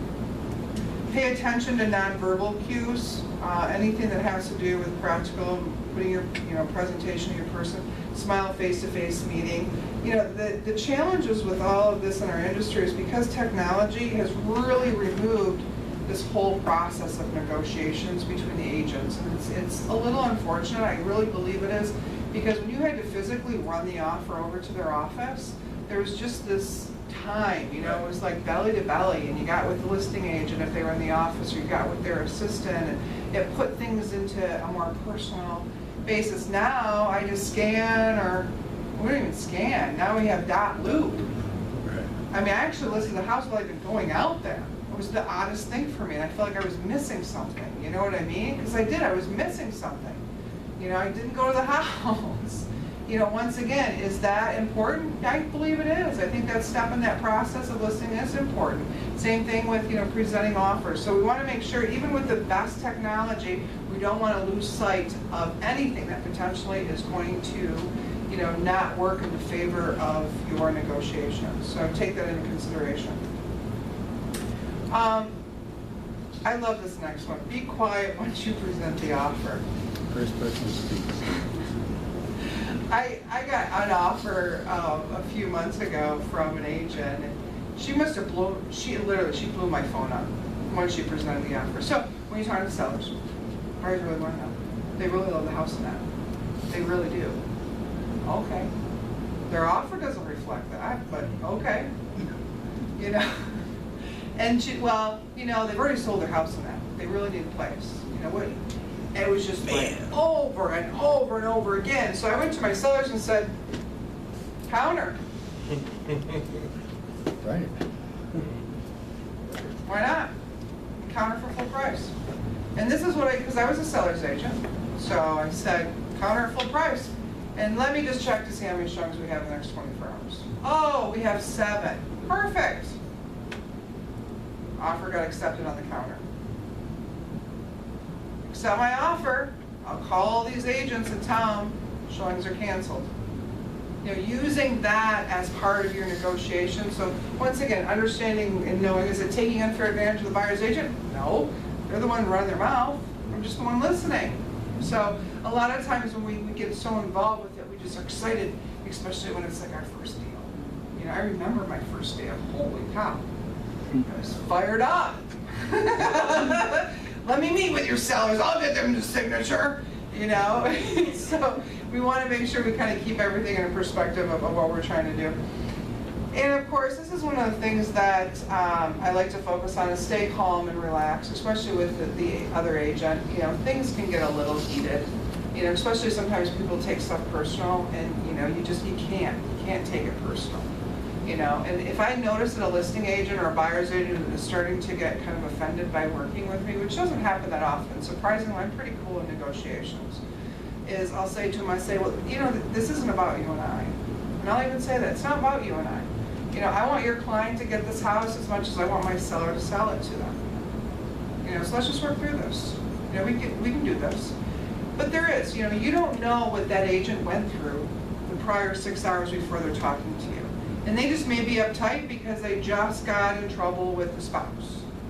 You know, or even more importantly, something happened at the school. I don't know if you have children, but if something's out of line at school, it affects your entire life for that day.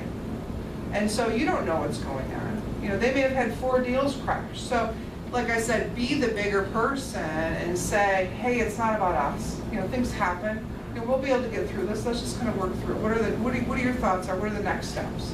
And sometimes by diffusing that other person, they in turn, as a professional, will say, you know what, you're right. We just want to get this. We want this. My seller wants to sell. The buyer wants to buy. Let's put the deal together. So. Okay. Now on page 1116. It talks about 2 different things, nibbling, hot potato, good guy, bad guy. Now these are tactics and counter tactics. This is so funny because I read about this, I've read a lot of books about this stuff, but I've never called it this before. So when I was going through the Keller Williams manual, you know, almost a year ago, and I read this, I'm like, that's nibbling? That's interesting, I never looked at it that way. So it's kind of interesting how they put the tactic in. Why this is important to understand is the positive and the negative. Once a client has agreed upon a major concession, the other party will start nibbling for additional smaller concessions. Okay? The negative is stop nibbling when happening to you by nibbling back. Ask for a concession in return before agreeing to any further concessions. You know, once again, trying to keep things a win-win situation, because no matter what, no one likes to be taken advantage of. They just don't. And when they begin to feel like they're going to be taken advantage of, people shut down. They just do. So one of the things that's always the hardest, and it's usually the first portion of nibbling, is the inspection period. If something is, you know, disclosed that there's something wrong, the seller doesn't want to have to pay for it. They don't even want to know about it. They're upset at you that you've even disclosed that there's something wrong. You know, so trying to create a win-win situation in that case. Do you have a comment or question? Yeah, I'm just looking at the chart here, and is it saying that it, because it's saying positive and negative, that's not saying that it's a negative thing to use that tactic, or is it? I mean, They're just saying is that if you're put in the position once you get the concession, don't go back. Don't go back for a second drink. Right. That's what they're saying. That's the negative. You're the receiving end. Well, if you're the seller's agent, is what is referred to it, or is that the buying agent? You know, okay, you take it. Your seller takes a deep concession, and okay, the other agent comes back with something else. Is that saying that you're supposed to kind of like do this in order to stop them once you, at the same time that you accept that concession? Just No, it's actually that party that got the concession. It's a one-sided conversation. So however once we got the concession, don't go back for a second drink. That's the negative of getting a concession. You won the battle. Mhm. Don't go and shoot one more round. Right, but what is the response if that happens to you is my question. Well, the response would be back to the agent is that, is your buyer really serious about buying the house? Because my seller committed to what I consider a hefty concession. And honestly, that's it. There's nothing left in the glass. So if the buyer really isn't interested in the house, it might be time that we need to move on. So And you as an just agent shut it can't, down. because for one, you're not lying, there is no money left. If they just did a hefty concession, that's probably all that they have. And so that's kind of how you shut it down politely. And once again, you can't force a person to make a decision. They're gonna make the decision they want to do. Now, you can help educate them. So, yeah, they're asking a second time. Could you be offended? Sure, the sellers probably would be offended if you went back to them. But what you can say to them is exactly what I mentioned before, which is, well's dry. There's more there, I'd say, yeah, let's go ahead if you really need it and it's really gonna kill the deal, but there's nothing left. So I guess now it comes down to the question, is your buyer's really committed? So it kind of throws it back into their lap instead of saying no. But in practical circumstances, if you have the buyer, you've submitted to me, the listing agent, an addendum that says, we want you to replace the roof or something like that.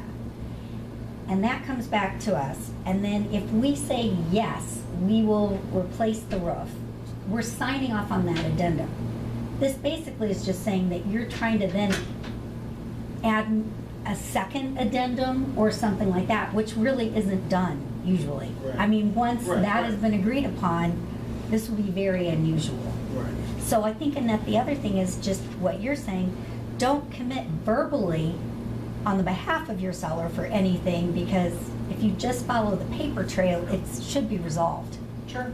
And I think too that the point is, as well as, is that, when you're talking about inspections, this conception always comes from the buyer that if it's furnace, correct heat exchanger, I want a brand new furnace. Well, as a buyer's agent, I'll tell my buyer, right, it's not that I don't want you to have a free furnace, but all practicality purposes, the seller's selling a house that needs to have a working furnace, okay?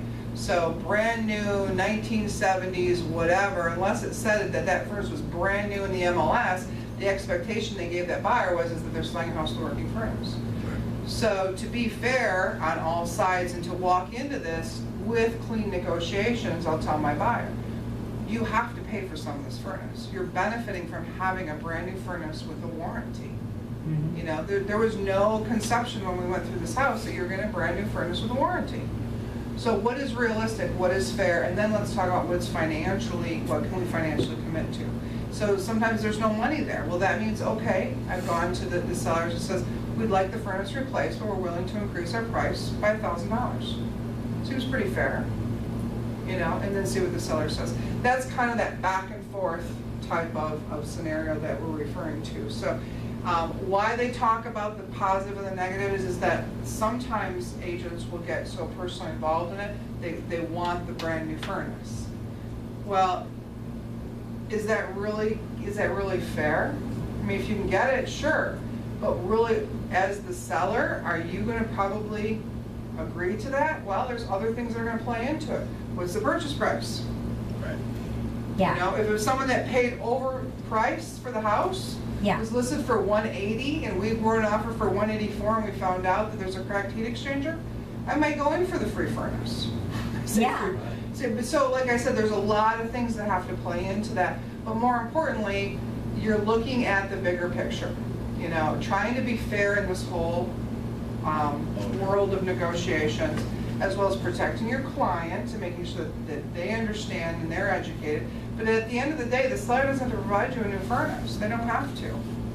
You have the ability for them to say no and they can walk away. But once again, what was our intentions when we started this? What was the goal? Contract.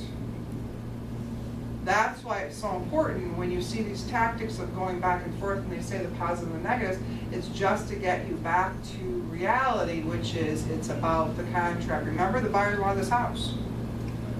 So it's our job to get this house for them with the terms that makes them feel comfortable, So that's kind of what the tactics and the counter tactics are all about.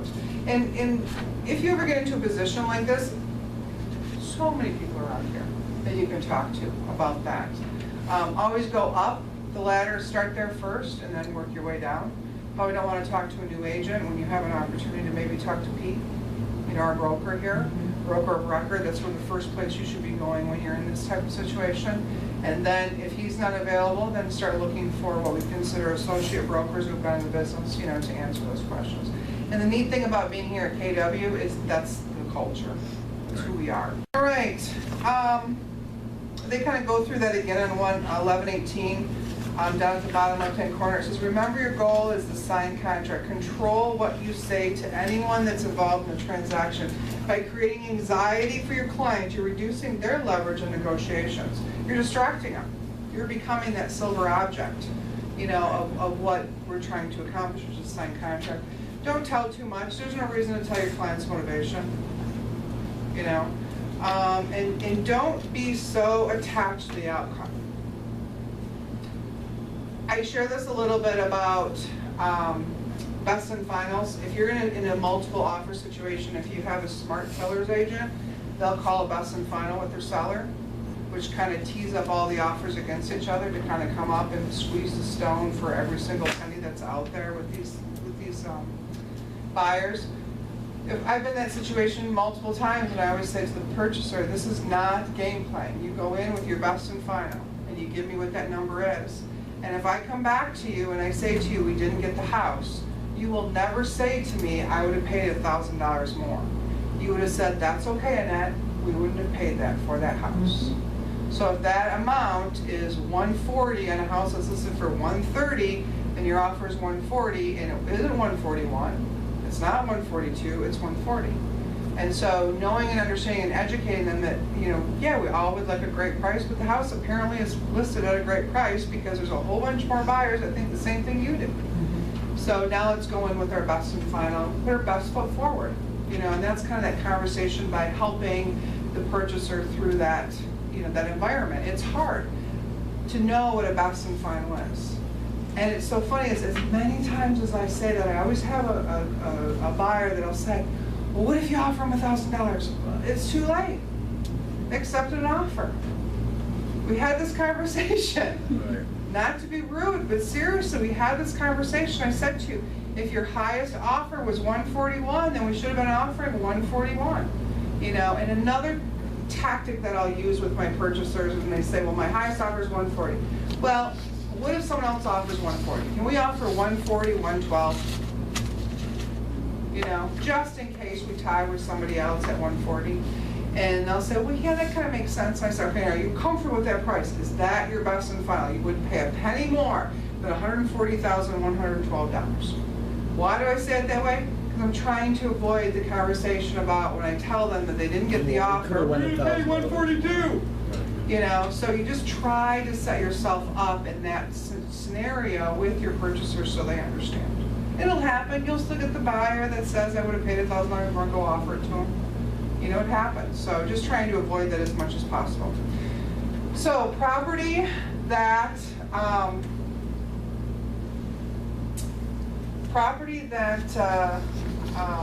that we have that has 4 bedrooms and 3.5 baths that was listed for $350,000 in a well-established neighborhood. The house requires new carpeting throughout the first floor and a new garage door wiring. It requires. Okay. So we have to replace the carpeting, we have to put a new garage door and the wiring for it. 3 offers have been made, but all were below the asking price.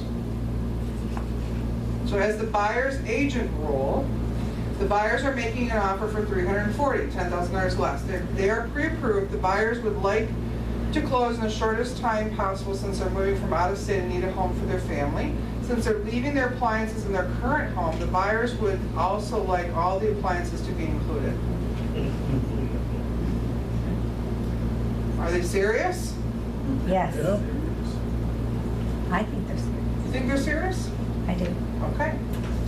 Listing agent's role. Your sellers have raised their family in the house they're selling. They have many friends and family in the area. Since the children are now all grown, they are no longer in need of the amount of space their current home provides and have purchased a home in Florida.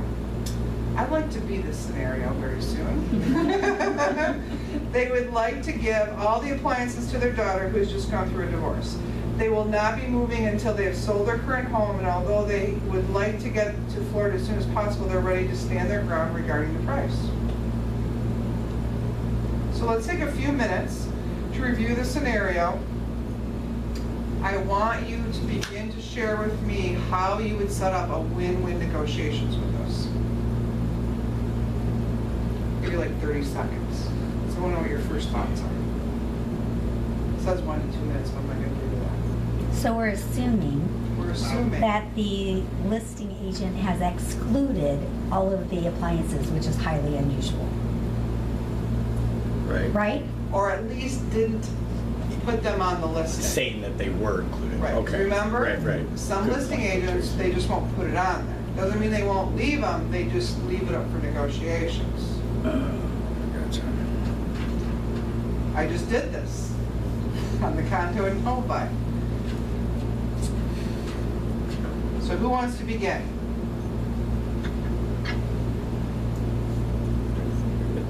What strategies would you use if you were the buyer's agent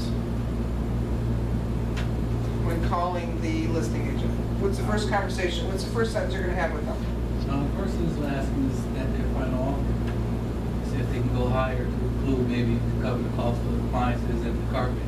So we use it as a negotiation until we find out if they even want to include it on the end. The listing agent had included, even though they know they're gonna give it to their daughter, the agent didn't list it, so give us a little room to wiggle. They may want to take that money and buy their daughter new appliances. And it will still cover the cost of the garage and the carpet. 3 offers are on the table. And if you're the listing agent, or you're the buyer's agent, you're one of those 3. What are your thoughts? I would have approached the appliances and stuff as, you must have made a mistake, but they're not on there to kind of put the ball in their court, so they have to give you an answer. If they want to say it's all for negotiation, that's fine. But kind of surprise them with it, hopefully, and see if you can't get a more quick response to try and get some leverage in that area. So let me just take you through the scenario, a little bit about what I would do, and then I want you to take it from there. I haven't wrote the offer yet. There's 2 other offers on the table, I'm the 3rd. Call the listing agent. What's going on with your sellers? Got the house price right, you've got 3 offers. I'm assuming you probably had 20 and 25 showings. That's fantastic. This is why you always want to get as many listings as you possibly can. So where are your sellers at? Where are they moving to? What's the time frame that they need? Well, they're buying a house in Florida. They will tell you. Ask. What about appliances? Well, their daughter's, it's gonna come out if you ask. So before you ever sit down with that offer, call the agent, find out where the sellers are at, okay? Now, you know this information that's in the listing agent role. What are you gonna tell your buyers since there's 2 other offers on the table? You need to come up with your best and final. Understand that the appliances are off the table. Find out, like we've said before, if they counter, what are you prepared to go for? So you might as well come with your best and final. No, absolutely. Script I would use on this scenario is that Mr. and Mrs. Buyer, I know I'd love a deal at $340, especially since we got to buy carpeting, no question. When you can turn on a fan, it looks like a wheat field, it's an issue, I get it. But I have a great vendor for that. And if you want, we can get on the phone right now, give them some square footage, and get some raw numbers. What were you thinking it was going to be? Well, I was thinking it was going to be 7,000. You know what? I think it's a little high, but let's find out. Call my vendor, find out what an estimated carpet, for $5.99 a square foot, whatever their allowance is, figure out what that number is. And then say, you know what, I did some due diligence, because I want to put you in the best light. We've got 2 other offers on the table, and you're telling me this is your dream home, right? Yeah, this is my dream home. Perfect. So this is what I found out. I know you guys don't have any kids yet, but you guys have talked about it. These people have grown kids, and one of their kids just went through a really hard time with the divorce. You know how divorce is so emotional. You just want to help your kids out. They want to give give the appliances to their daughter? You know, don't you guys have, what are you thinking about appliances? Do you have appliances? And really find out, is the value of appliances? It might not be. They may just be asking for it because they'd like to have the kegger fridge in the garage. You know, kegger fridge really isn't a big deal if they're gonna lose the house. There's 2 other offers on the table. You know, do you see what I'm doing here? I'm working through the negotiations with them, not making their decision for them, but just making them realize what's a priority and what's not. Okay, also being more realistic on carpeting cost versus what was mentally, you know, going through their head. Anyone want to add to that? Ms. Tracy, the top negotiator of all. You're good. I mean that with all sincerity. I think I would ask the listing agent about the timeline, because my buyers are out of state and they want to get settled as soon as possible. So I would see if perhaps that's something that the sellers could accommodate, and therefore my buyers would feel value in that. Sure. They don't have to rent at the Hampton, whatever those residence inns for a Right, month. extended stays. Because in their mind mentally then, they're saving thousands of dollars. Makes sense. She brings up a valid point. Because by asking that, you know, it's almost like you're setting the sellers up to understand that the buyers have compassion for the appliances. They have compassion about, you know, the value they have on who's moving into their home. But reality is they're coming from out of state. So if we give in on these 2 points, can you get your clients to give in on this point? And that's that win-win type of conversation that you have. Right. Not adversarial, Right. a little bit here, a little bit there. But at the end of the day, it really met the priorities of all the people involved. And that's kind of what you're trying to do, is set that up for that. Comments, thoughts? All right, the next portion, we're kind of winding down here pretty quickly. On 11:20, it talks about aiming high. Bulletproof the transaction. The excitement of having an offer or listing under contract is a wonderful feeling. It really is. Except for when you really get to the point where you understand that the game is the more listings wins. It's just like Monopoly. When one of your listings goes pending, it actually creates a panic in your stomach. That's when you know that you are actively involved in the real estate business. I panic more over my listing selling than I do on anything else, because what does that mean? You need more listings? I need more listings. So when you get to that mentality, then you don't have to worry about being attached to your transactions, because you're already in the replacement mode before they've ever gone under contract, and that's where you need to be. So bulletproofing your transaction means a full understanding where things can go wrong. Once again, projecting potential obstacles out there, figuring out what those solutions are just in case they happen. Unexpected findings in the inspection report, which we talked about. Appraisals that don't support the price of the loan. Hello, that was our world like 2 years ago, a year and a half ago, and there are still some situations where we have pockets in the market where the market hasn't increased as much as other parts of the market, and so you have to be aware that you may potentially have appraisals. But I remember at one point I was looking at offers where we would say, the house is appraised, we'll bring in the extra $10,000 cash. And those are crazy conversations.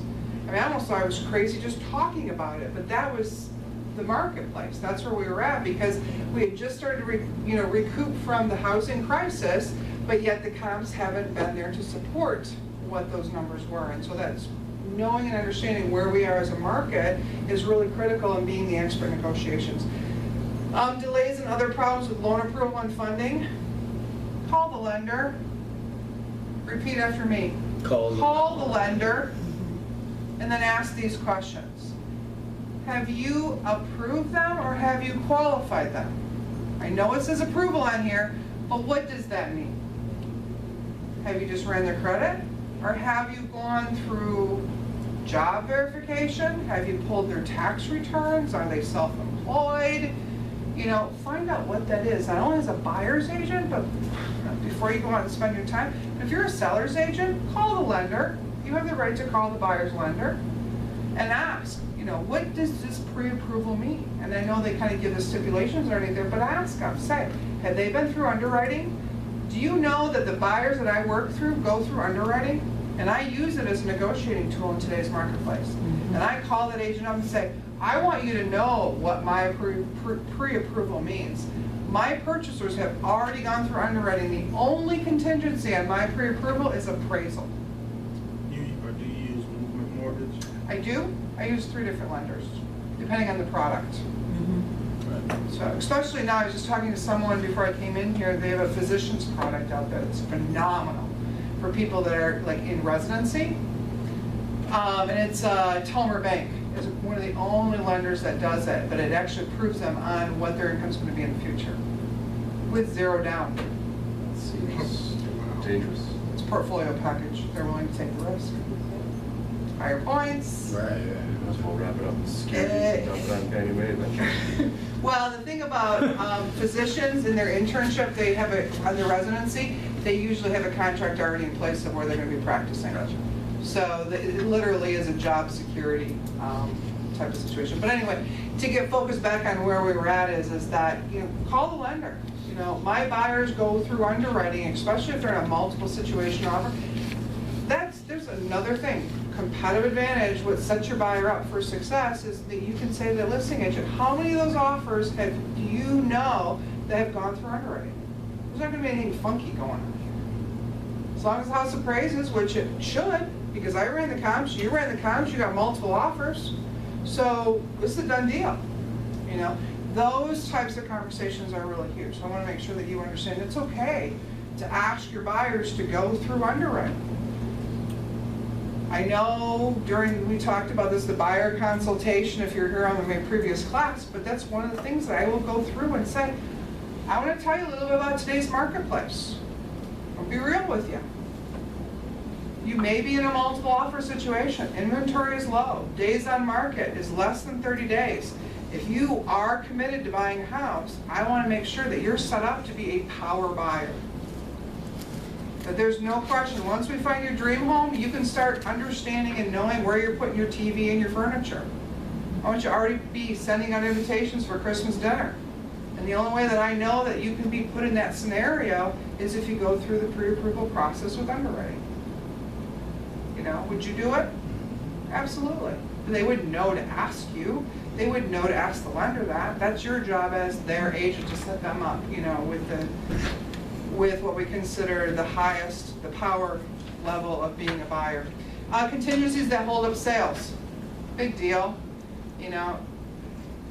Probably shouldn't say this, turn off the recorder. I do not write contingent offers. I just don't. It puts the buyer in a really vulnerable position. If the house isn't ready, for you to be able to buy because you have to sell your house, we have to find the sweet spot. I know it's difficult at times. But unless you have priced that house appropriately, which means anywhere between 10 or 15% under the marketplace, so you're going to be getting an offer, once again, I almost would wait until you got your offer accepted to write the offer on the property they're buying. Now, some agents, some brokers would say otherwise you should write a contingent offer.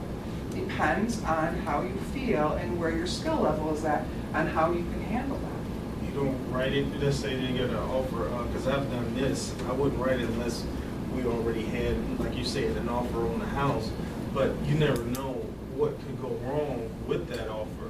So I have written them contingent upon the sale of that house because it was already an offer there, and I let the other agent know that, hey, we have an offer, we just waiting on close and this and that, but God forbid something happens and that deal falls apart. I don't want my client to be out on the street either. So, No, perfect. That's the only time. The only thing I'd add with that offer is that you have some sort of 72-hour contingency removal. Does anyone know what that is? That's where you're telling the seller, if for some reason another offer comes in, you give me 72 hours to remove my contingency and begin to execute. Okay. I'm with life first. That's an addendum on top of it if you need it. Okay, and so one of the things that is important to understand is none of this should be a surprise if you're listening in the beginning and asking the correct questions.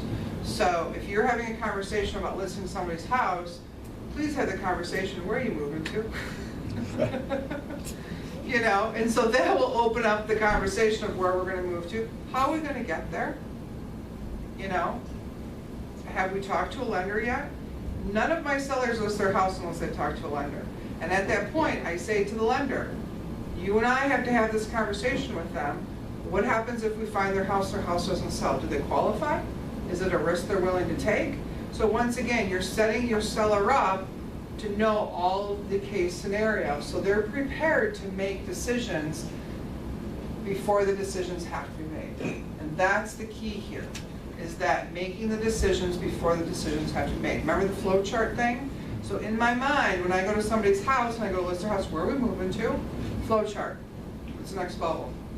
Well, we're going to say new construction is not 30 days. Right? Yeah. Serious, you know, so once again, pop, pop, pop, pop, pop. All those bubbles pop out in my head, you know? And so, well, we're gonna go buy something. Where are we buying something? You know, are we gonna be spending more? What is our net? Are we spending more than what we have now? Are we reducing our mortgage? Are we downsizing? Are we increasing? All those questions begin to have conversations. But don't stop the conversations. Follow it all the way through. We as agents, it seems like we get into those conversations and then it takes us to another tangent, but we forget to go back to finish the conversation that we originally had, which is, where are you moving to? How are we getting there? And then if we're going to get there, these are the potential obstacles that we may have, and these are the decisions that we have to begin to make. I'm not saying it's going to happen, but let's talk about it, okay? Our house isn't sold and we found our dream home. Talk about bridge loan, talk about portfolio loans. Are we able to do that? What is your liquid ability to be able to do that? You know, is it a commitment you're willing to make?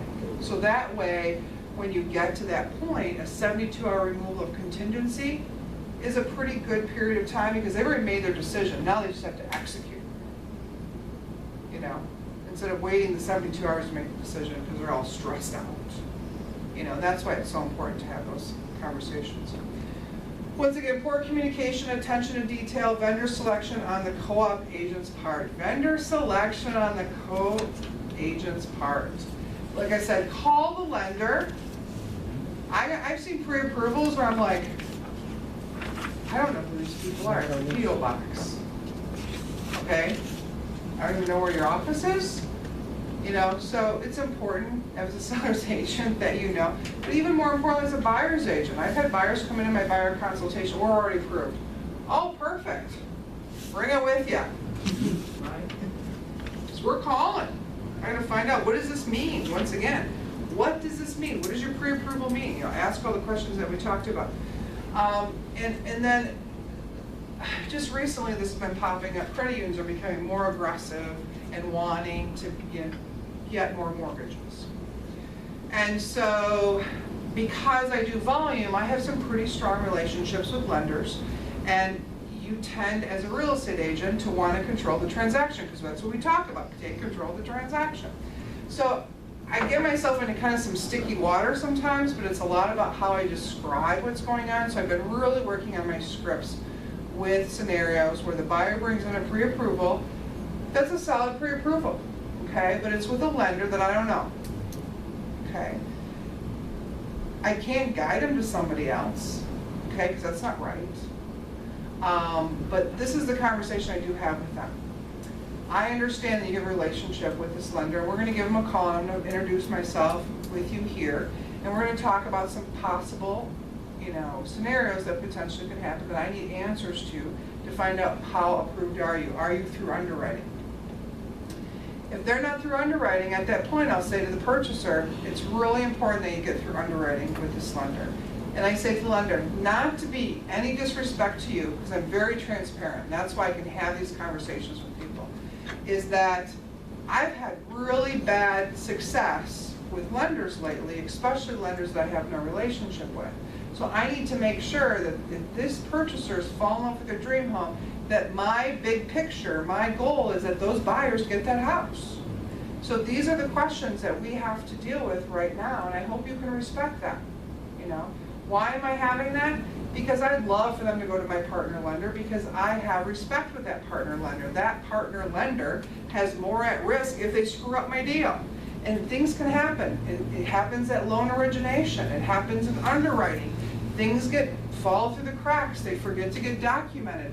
I had some crazy thing with just recently where the verification of income wasn't even sent out when we were expecting a clear to close.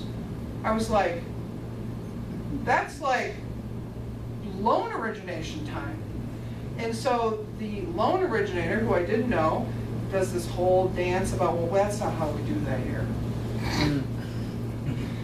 Okay. It fell through the cracks, right? Yeah, of course it did.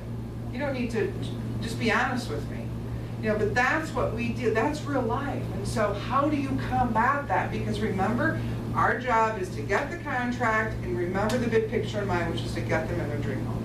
So having these conversations with lenders that you don't normally work with, it's critical to get them through the underwriting process, because you don't know what's going to potentially happen, because you've never worked with that lender before. And you know, that's my part, that I take extreme control over my transactions. So I'm not doing this for free. Right? I mean, I love real estate, but I only love real estate because why? It gives me choices for me to be able to decide which part of my dream board I want to execute on. Okay, so I like you and I like working with you, but at the end of the day, I'm not doing this for free. So take into consideration the buyers and the bigger picture and follow through with these types of things. And then I have the conversation with the purchaser and say, I'm just going to be real honest with you. I'm uncomfortable, and these are the questions of why I'm asking the lender for this. Because if it was a lender that I had a relationship with, I can say to them, what's going on? Tell me specifically what we need to do, and they're going to tell me what I need to do, because they have more at stake to get this loan through. I have no relationship with them. I don't get any kickbacks by using anything. I'll sign off on whatever you want me to sign off of. I just want to make sure the deal goes through and we don't have any hiccups. And so those are the kind of the conversations that I really focus in on, those pre-approvals, because there are lenders out there that will, what we call, throw mud on the wall, which is, we'll just deal with that later. Having 6 months on the job, you know, is not dealing with it later. If it's going to be required because their credit score is, you know, a 640. Because what happens when the credit score is rerun at 639? What do you mean? I thought they were pre-approved. Well, you know, we have to run the final credit in that. You're just like, you feel like you've been just hit upside the head. Like, was I not participating in a conversation about this just recently? But see, once again, you really have to be on top of those types of situations. Missed deadlines. Keep track of your inspection periods. Keep track. It's a #1 thing that agents fall into, is that they don't track inspection period. And then read the contract, because the contract can say a variety of different things. If you're on the seller side, buyer side, sometimes the inspection period is 5 days, 5 calendar days versus 5 business days. Does that make a difference? If you don't know that one or the other, it's a problem.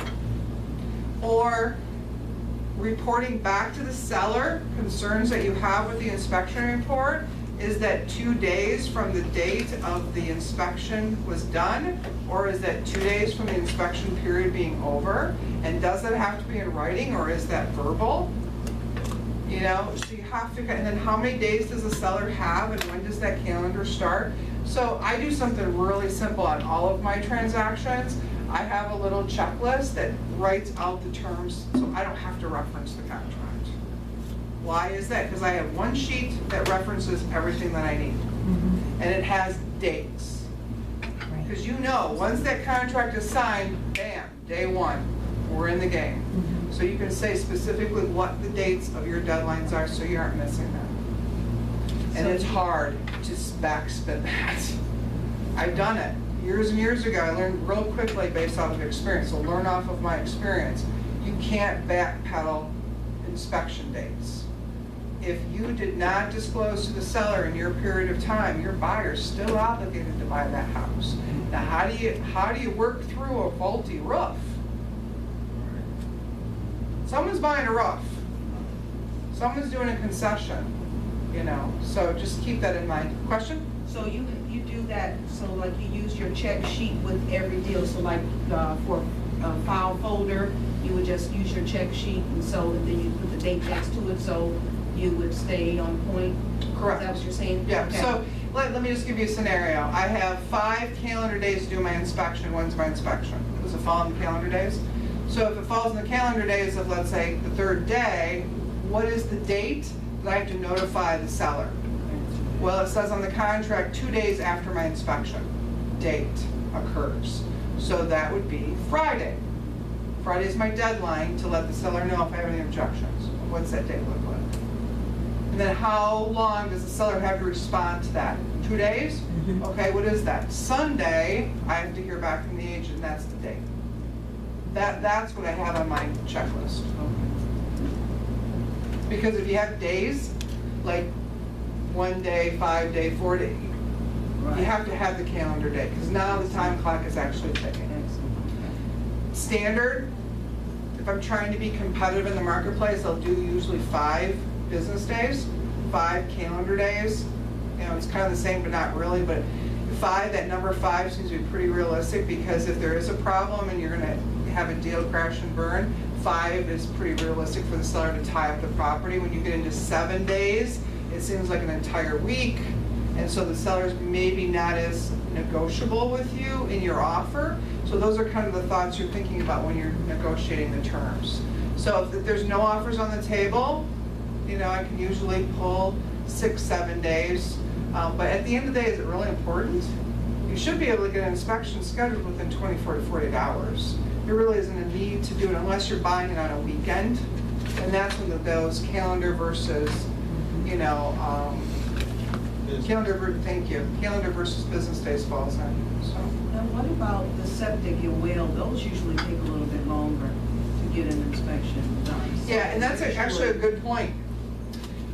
Some purchase contracts, that is separate from the inspection period, so find out which contract. The one that we use has them separate. And I'm looking at you because I know you're as seasoned as I am, but I'm not that seasoned with this purchase contract. I used to use the state of Michigan. You can check it and put the dates for the well and septic, but then also a lot of times add that well and septic addendum. Right, and that's what's really important to understand is whatever contract you're using. So for the last 20 years, I've used the state of Michigan contract where it specifies it's separate. Came over to Keller Williams, I was a new agent. You know, it's just how it worked. Guess what? I gotta know what the contract, is it buyer, is it seller? And so, Mike Print is in the back waving at me, that's why I have this face. Do you wanna come in? Okay. Come on in. Hey, everybody. Hi. This is Mike Pern, if you haven't met, and he is actually Hey, guys. teaching on Friday and Monday of this week. So, with that being said. I will be. And that's Jeremy behind me. Hi, Jeremy. Yeah. And so with that being said, we definitely, Mike is the number 6 in the country to talk about it, and you don't want to miss that class, so. But one of the things I think that's important to understand is just know what that is, understand and address that. It's been a while since I sold a well and septic, but it has come up, and it does have to be a state laboratory, which does take longer, like she mentioned, or it's Wayne County, you know, to come out and do the inspection. And then, of course, the well, the laboratory to test the well, things like that. So it does take a little bit longer than the typical inspection. Professional creed. Just want to talk about this a little bit, I'm a professional. I know what I know what I don't know, and I know the difference between the two. When I know, I'll tell you. When I don't know, I'll find out. My priority is that you always get the right answer. I am a professional. What does that say to you? Professional. Perfect. Trust. Believe. Anyone else? Don't answer a question if you don't know it. It's okay to say I don't know. I don't know the answer to that, but that's a great question. I'm going to find out for us. Doesn't make you look anything other than what? Highly integrative. Integrity. Thank you. You finished my sentence. Litigious. Exactly. You know, it sets you up for exactly who you are, the professional that you are, and it's okay. We ask questions. That's how we learn this. So getting to work, just to finish off, there's a couple of things, is that getting to work, there's opportunities to attend They have other negotiating classes within our region. On our calendar, all our regional and our national conventions, everything is on our calendar, so please take a look at that. The next section is the power session. Find seller leads. You're going to be participating once again in database. Oh my gosh. What's the one thing in this business of how you're successful? Lead generation. Hello? Say it 3 times. Lead generation, lead generation, lead generation. Okay, so we're going to talk about that. Your daily planner goes through all this stuff. And of course, I want to say 10-4. 10-4. It's really important, guys. You have to focus in on this stuff. It's just basic stuff. You have to understand it, know it, embrace it, add people to your database and make the calls. Add people to your database and make the calls. All the other stuff that you're learning in Ignite, we can help you through that. I mean, if you just consistently add people to your database and talk to those people on your database, we'll get you through the rest of the stuff. And that's the amazing thing here at Keller Williams. We actually care about your success, but you gotta get the lead to have the experience. So you have to add to your database and you have to call those people. So, any aha moments today? Oh, I had an aha. Whoa, whoa, whoa, Tracy had an aha. I've been getting a lot of those. Well, that's awesome. One thing that was amazing is when you said, prior to submitting the offer, call the listing agent and find out, ask them, where's the seller moving? What's their, What's going on? Right, because sometimes, I skip over that and I'll say, verifying the inclusion, very matter of fact, and I don't really get the whole picture, which would be helpful, and so sometimes maybe my offers could be perceived as uncaring or not really addressing their true needs. Like, I would have written those appliances into the contract. I would have been like, that is ridiculous. We want that stainless steel footage. What, should they have to go to Big George's? This is just not right, Right. So I would make that, so I thought that was good. Good. Anyone else? The move-in date to be determined by the seller, that's like really powerful when you're working with the buyer to include Yeah. that. Like, wow, that's a whole lot of leverage. Really good. Awesome. Especially if, the buyer's not really impressed and, Well, good. Anyone else want to share? Go ahead and fill in your surveys here. I'm starting to know your handwriting, so be And truly plus we honest. had to do No, I'm just kidding. I actually, honestly, turn them over, put them in the stack, and then I don't even look at them for a couple days, just for that reason. Because I want you guys to be honest about it. Because the biggest thing is that we want to make sure that these sessions are truly impacting you. Because at the end of the day, we have to lead with revenue. So we need to know what your learning curves are. I'm a visual person. I know when I tell you about my flow chart, I just gave you a snapshot of what's going on in my head. As scary as that is, that's how I learn, and I know that, and so I want to learn that I learn faster when I put it in that environment. So Thank you, don't Annette. forget Where is tomorrow- your office located at on that? It's a secret. In the heart of the, Well, what if special people want to come and visit you? It's the heart of the office. That's what Tracy just said. it's over by the admin, on the admin side. Oh, you're over on Yeah. Carolyn. This side, okay. She's in the back corner office. She just She gave it all away. Okay, she give it. It's 1237 Main Street next to Carolyn. Is that what you just said? No, I pretty just much? said you have the back corner office. I'm in a place where unless you know that you're coming to my office, you would never go there. But seriously, it's a corner office, just past Carolyn. We used to So- get people.